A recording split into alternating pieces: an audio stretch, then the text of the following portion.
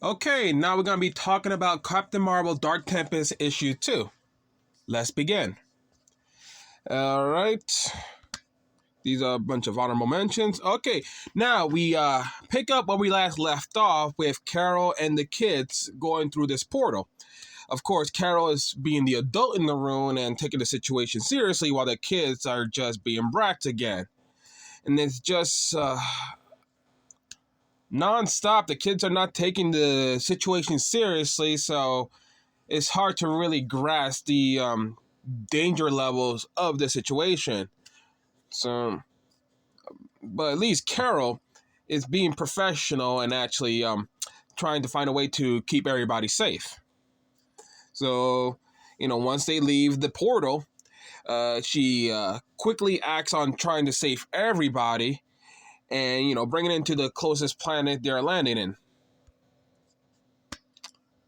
Uh, we cut back to Jessica for some reason, and this is rich. They do this thing where she tries to contact multiple hero teams for help, because Carol got sucked into a portal to who knows where. And they all say that they're busy. It's like, you're telling me that in this universe of heroes with a vast variety of powers, no one can help. Jessica's on her own. Might as well not have made her contact these hero teams at all. It was really not helpful in the slightest. But of course, with every hero team flat out refusing to help her because they're busy, she goes to the only place she can go, the cops. Because the cops are usually helpful when it comes to these supernatural, super heroics, super powered situations. Anyway, they go back and forth until Jessica says that kids are involved. And of course, now the cops can do something. Before, they couldn't do anything because they had their own work to handle. But now that kids are involved, they can help in this cosmic adventure crisis. It's like, really? Are we supposed to take this situation seriously, this moment seriously, of Jessica asking help from the cops to help Carol from a villain that can create portals? Okay. Anyway, we come back to Carol, and, she's continuing to save the kids from the free fall and making sure everybody is fine while the kids continue to be brats. It's so annoying. It's like they don't understand the position that we're placed in. They're in a completely foreign world, and they can be vulnerable to any number of things, and they still have the time to act snippy towards Carol, the only person with any kind of experience that can help them in this situation. Of course, they explore the world. They find some alien life, and uh, in their travels, they find a dead mother with a living baby, and they decide to take the living baby with them.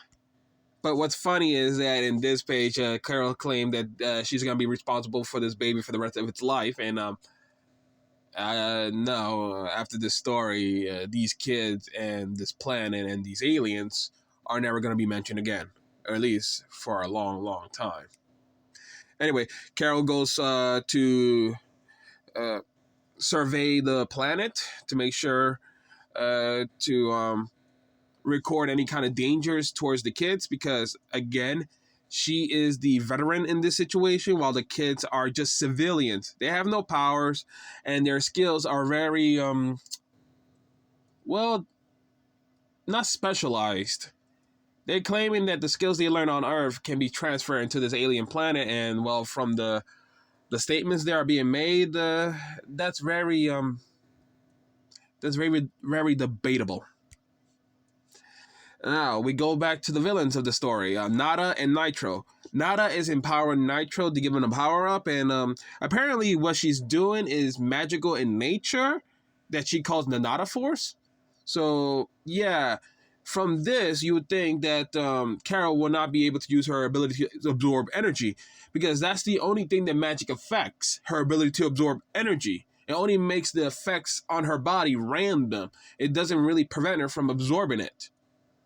But I bet that the writer, Anne, is not going to really recognize that distinction. Anyway, she's goofing around with Nitro. Nada is like really not making herself into a serious villain, a more jokey and lame villain. Just not taking anything seriously. In this page, she talks about her origins, pretty much how her planet, the planet that Carol and the kids landed on, was a dumping site for a bunch of biotech corporations, and that's how she got her powers, which is a bit confusing considering that she claims her power is magic, and the way how they fight Carol with it makes it seem like it's magic based, but she got her power through radioactivity and science fiction-y, but okay. Also, again, she's like being all quippy and jokey and not seriously. For instance, she's trying to spitball an origin stories for herself, and again, it's like you're really taking the wind out of your sails when you do this, because you're not making yourself into a threat, you're making yourself into a joke. Okay, Carol continues to survey the planet. She's finding some structures there. She's finding the ring of garbage around the planet, and she immediately deduces that this was a dumping site for corporations on Earth, an illegal dumping site. So I guess she's aware of that. Now back onto Earth with a bunch of people that don't matter. The main people, a bunch of normal people that Carol knows apparently, is talking about trying to help Carol in this situation, which again, it's like these are normal people. They have no access to super science or mystical abilities or superpowers. It's like they're just normal people. It's weird when we cut back to these types of people. It's like they should only be there to humanize characters. Like if you want them to make them more helpful, you got to give them access to things that would make them helpful. They're just normal, average people doing average things. Of course, Jessica comes into play, and the cop lady shows her a rocket, and not like a super science rocket, more like a regular rocket. It's like, what are we doing? It's like, this is a cosmic adventure, and you having Jessica be ground level like this is like, this is a waste of time. What I'm saying is, these moments where we cut back to Earth is a waste of time. Again, waste of time. Back to the actual main action. Carol is in the midst of encountering Nada and Nitro again. And Nada and Nitro does a combination attack where Nada empowers Nitro to do a bigger kaboom, a bigger explosion, which knocks back Carol. So their strategy is to attack her hard and attack her fast and prevent her from counterattacking, which doesn't work. She immediately recovers and starts attacking them back. But here's the thing. Here's the thing that really annoys me. In their counterattack, Nitro attacks her with an explosion, and according to her dialogue balloons, her thoughts, she cannot absorb the blast and she cannot deflect the blast, which makes no sense. Let me take you to a previous issue from the Kelly Thompson run.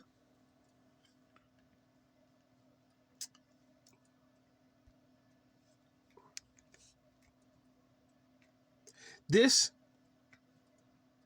is issue 41 from the Kelly Thompson run. And in this issue, she fights a dragon that was conjured up by Amora.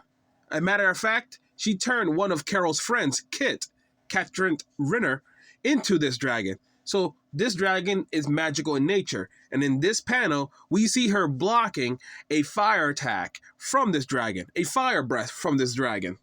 And a few panels in, we even see her, just wait for it. See, we see her take a fire blast, a magical fire blast, head on, and she's perfectly fine. This is a fire blast from a dragon conjured up by Amora, one of the strongest spellcaster in all of Marvel, and she is fine. And what Dark Tempest issue 2 will have you believe that she cannot take an explosion that was enhanced by magic from Nitro by a random character just introduced in this story. That she cannot deflect it. She can't even take the hit. She can take a fire blast from a dragon conjured up by Amora, but she cannot take an explosion attack from Nitro, who has been enhanced by magic.